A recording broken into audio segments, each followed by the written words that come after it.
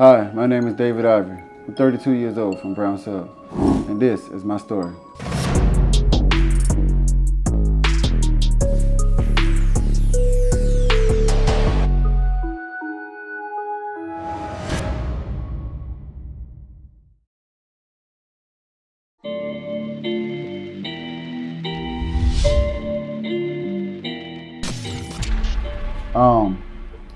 Where it all began, man, 1916, my grandma and my granddaddy, Johnny May Paul, Cleo Paul, two beautiful people. They grew up in Georgia, Alabama, Georgia. Albany, Georgia, I'm sorry. And they migrated down here to Miami over town. Man, they started a life journey nobody could imagine. 18 years living in Georgia, 50 years living in the same household, 30 years living in the one same household. Everybody grew up. The life story is so amazing. A lot of people wouldn't understand. 5 generations my grandma lived to see. She died at 72 years old because of complications from having so many kids. It was amazing.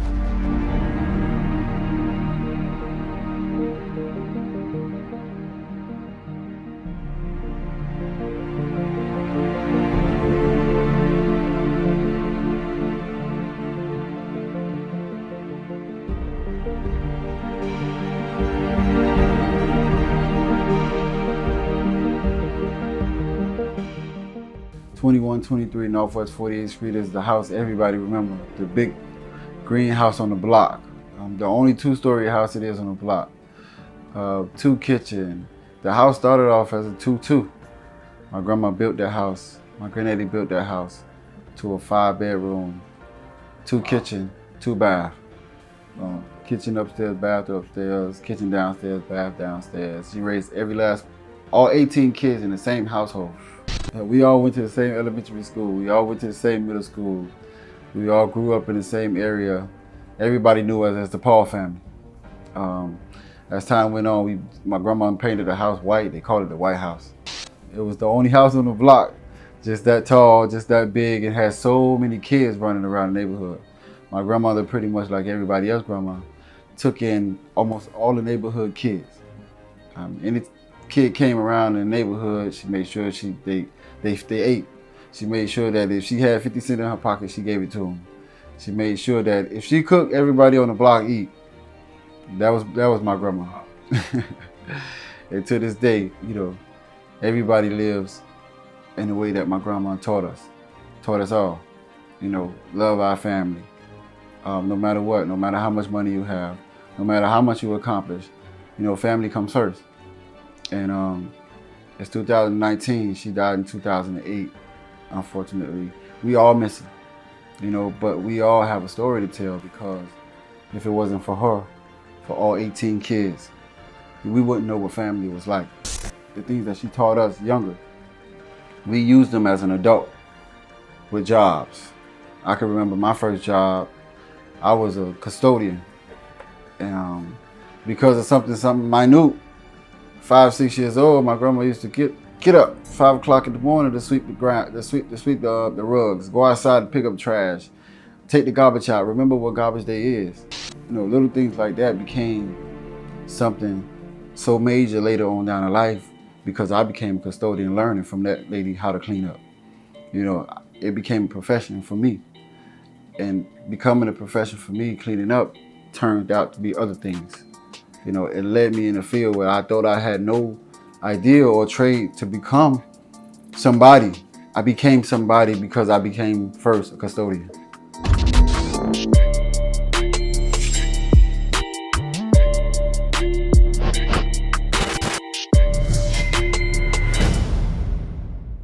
I had 9 uncles. I had 9 aunties. 8 uncles passed away, unfortunately. Drugs, dealing, murderers, killings, the jail system. 2019, I only have 1 uncle left. My grandma went through a lot. In 2002, I had an uncle Scored 60 points a game for Miami High. McDonald All-American, basketball player, Navarez Pupal was his name. Seeing him go that far was amazing to us, you know, so that's why he still remains my idol to this day, you know. That was a great accomplishment for us, you know, and as high as we were able to see growing up. You know, coming from where we come from, Brown Sub, chances was limited doing what he did. You know, so it's like you surrounded by it all day, every day. My whole side of my dad family was on drugs. You know, I didn't have one individual to look up to, you know, when it comes to being great. You know, I had my own little small, you know, idols as far as my uncle and the people that I saw in the media. My grandmother, who was one who inspired me. My granddaddy, who was another one who inspired me. My mom, who was one who inspired me growing up. You know, those are the people that I looked up to become the person I am to this day. You know, it was tough in the neighborhoods where we grew up.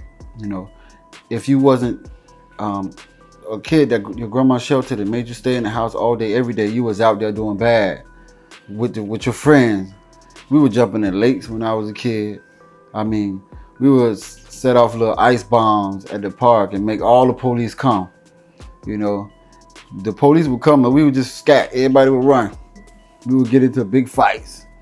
You know, things was just happening when we were young, and we didn't understand it. You know, it was a different transition from when we was young, you know, growing up. You know, other kids may have been fortunate, but we didn't have resources. You know, not only did we have the resources, we didn't have the ideal mind to actually see ourselves to another level. You know, knowing that at 32 years old, we supposed to accomplish this, or we should accomplish certain things. You get a job, you know, be a good kid in school and make good grades. We were in school being a bad kid, making the worst grades in America, thinking that by our 12th grade year, we were gonna make up for everything. Well, we didn't know, you know, to become who we want to become, it started from the 9th grade growing up. You know, you can't start something at the 12th grade year thinking that you're going to accomplish everything from the 9th to the 12th grade. That's not going to happen. You know, luckily for me, I had those idols always in mind. I always wanted to please my mom, make sure that my mom was happy and didn't have to go through the jail system to get me out. You know, I always wanted to make sure my record was clean. That was one of my biggest things growing up. I didn't want to go to prison. I seen 2 of my uncles die. I knew of 6 of my uncles that had already been killed before I was even born. It was, back then, it was amongst all of us. Even as kids, you know, we didn't see it, but it was happening every day, all day. And as a kid, you get sucked in. You get sucked in with your friends. And then if your friends selling drugs and doing drugs, that's what you into too. Why? Because you don't have those idols to look up to.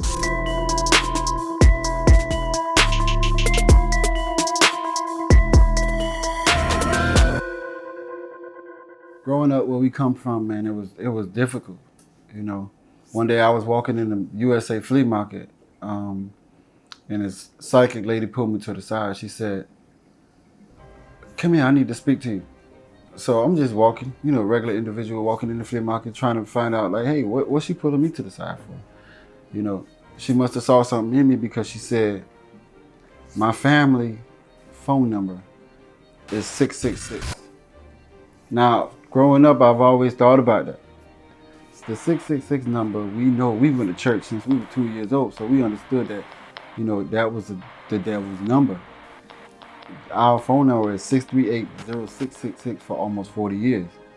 So this lady pulled me to the side and she said, your family have a curse on you. And you're the only one that can break the curse. You know, along the way, people didn't believe it. Telling people my story about, you know, how the lady pulled me to the side in the flea market.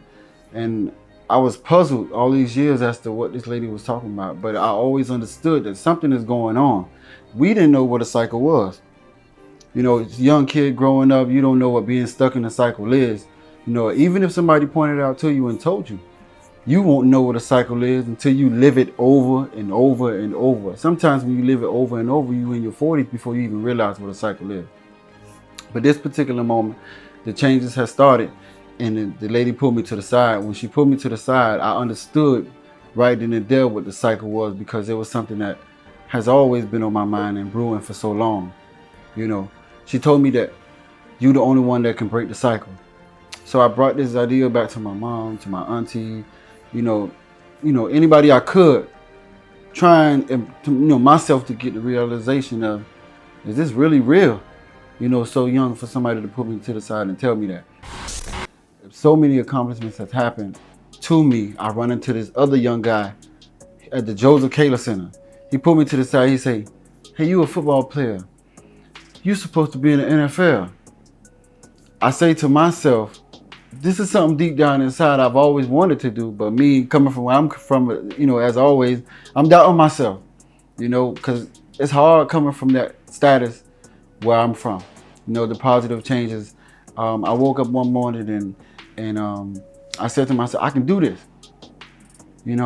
I went to Joe's Meat Market, and Joe's Meat Market, the guy asked me 2 questions. He said, is this something you really want to do? I said, you know me from when I was a kid. I've been playing football at Liberty City Optimist. This is something I want to do. I'm almost an adult now. I've been training for a year now. I think I'm ready. The guy, something like that, just waking up out of my bed, going to a guy, asking him to sponsor me. He didn't believe in me. This is something we didn't believe in each other, growing up. So we had to find some type of inspiration, like I told you, to take life to the next level. I went to this guy, and this guy gave me a check for $900. $900 sponsored me to go Tampa Bay training camp.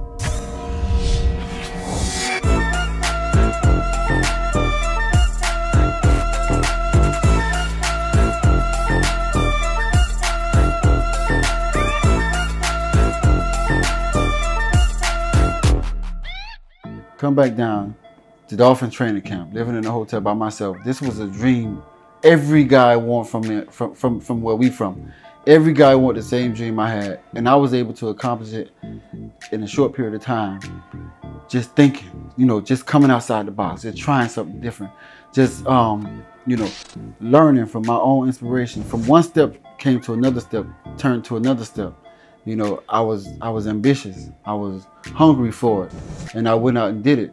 I didn't make the first 50, but I was grateful for just getting that opportunity to go. Come back, I end up getting a job as a correction officer at Miami-Dade County Corrections. Big accomplishment. I end up going to Lindsey Hopkins Technical to get my associate's degree in air conditioning and refrigeration. So step after step has started changing. I had one child, my daughter, Sakari Ivery. She's now 12 years old. So many steps started me to become a better person from when I first started cleaning up, to becoming an adult. Step after step, step after step, things started changing in my life. And as I'm growing up, a lot of people don't believe in you. So you start believing in yourself as you accomplish. And as you accomplish, you think to yourself, I could do this. I could possibly do this. As you get older and you start experiencing different things and you start seeing different things, you start to separate from the friends that you were once dealing with. You start to see a different light. Your friends don't understand the light. Your family may not understand your light. Only you understand your light because you experiencing it. You feeling it as you go. And people don't believe until they see results. When they start seeing results, they understand. They just don't know, how to take the steps that you take. But they see something changing, something's happening, a lot of positive things coming towards you and in your direction. They want to know what's going on with him. It's just step after step. You keep believing in God. You keep praying. You stay consistent. You make sure that you, one, don't go to jail. Don't get caught up with the friends that you're not supposed to be getting caught up with. Along the way as you grow, and those friends will die off. Those are people, they will still be there, but you know how to gather great distance between you and that friend when you're trying to accomplish certain goals. And along the way, I've accomplished the NFL. Along the way, I've become a custodial worker supervisor, on to becoming a truck driver for Miami-Dade Corrections, on to getting an air conditioning and refrigeration license, on to becoming a correction officer. Now, you know, building my life over, you know, I'm gonna jump into some real estate, you know, as time go on. So it's just step after step, positive changes, and I become a better individual. You know, I separate myself from a lot of, you know, the people that I knew was not going in that same direction. I'm coming with the parties and the negativity and you know, the family members that were murdered and the killings that were happening. You would almost get sucked in to what's going on, and you don't even notice the life cycle as you're growing up. You know, it's things that you have to endure when you on a positive path. And you got to understand that. You got to go through it. You got to know it. You know, you can go through it all you want to, but if you don't pray, you won't stay focused. It's hard coming from where we come from.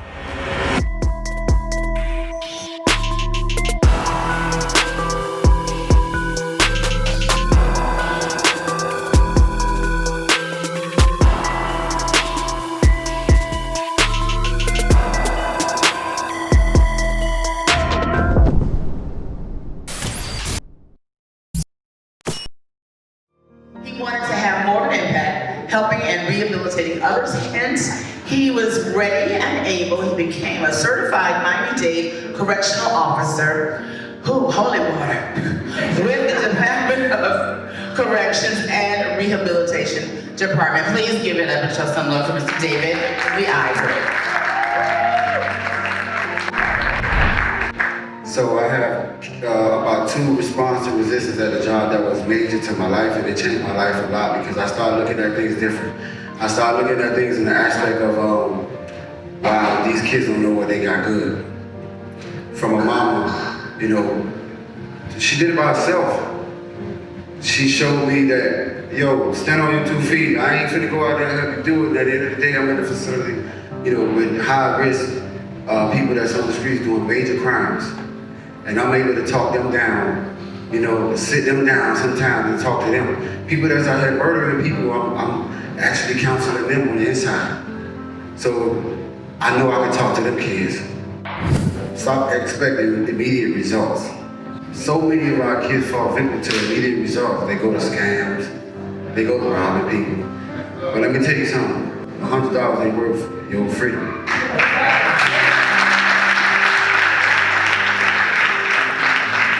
The last but not least, I'm gonna say the best way to predict the future is to create it. And the only way to learn is to take calculated risks.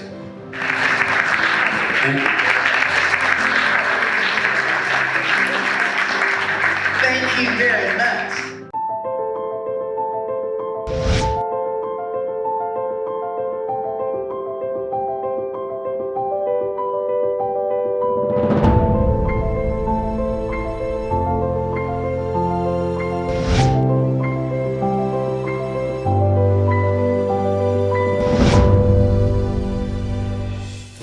Chapter 33, 2018 recipient of the Officer of the Year Award, 2 times Mayor's Cup Championship back-to-back, Gloria Ford Award 2018, on to doing some unprecedented things that I set out to accomplish, along to finishing my documentary since I was 15 years old.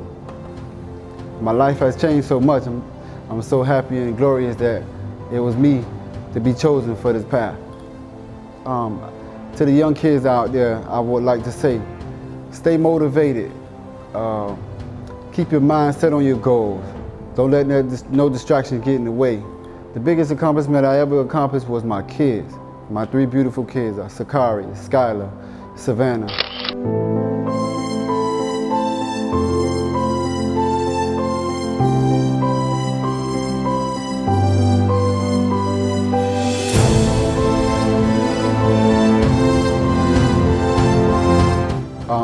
One of my biggest goals was finishing my documentary in 2020. That was a goal I started when I was younger, and I'm finally almost about to be finished. My 2020 goal set out to be in the real estate market to first start off me a duplex in 2020. Hopefully in the next 5 years I can start me an empire and create a new generation for my children and start something unprecedented that never happened in my family before, break the chain of the cycle we once had in my family that I did not like. I've already started and continue with my children. It will be the breaking of it. To create a new side of wealth for my children is in tennis. My daughter, she's in dance currently at the current time, and my youngest daughter, named Savannah, she's going to be a swimmer. So the things that I have not set out to do when I was younger, I'm going to instill it in my kids because it was given to me. As I got older, I learned how to do different things in life to start a new path. In the future, I would like to change lives. Watch kids see me. They understand the difference from where I was and who I am today. I've changed so much.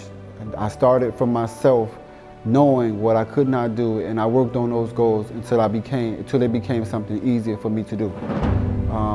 I've been walking in the Martin Luther King, inspiring kids and changing lives for the last 3 years, and that's been one of the goals that I set out to start. Starting that goal was big for me because other kids get to see someone from the same place they were change and become someone better. You can do it. You know, I wanted to set out and show the example that you can do it, and I'm doing it.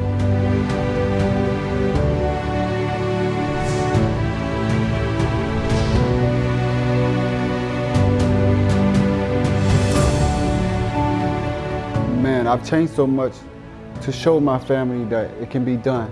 In the beginning, I thought that this accomplishment was going to be so tough for me to do. But along the way, I've noticed that doing these things and accomplishing some of the things that I have accomplished, it let the younger kids behind me in my family know or have an icon to look up to.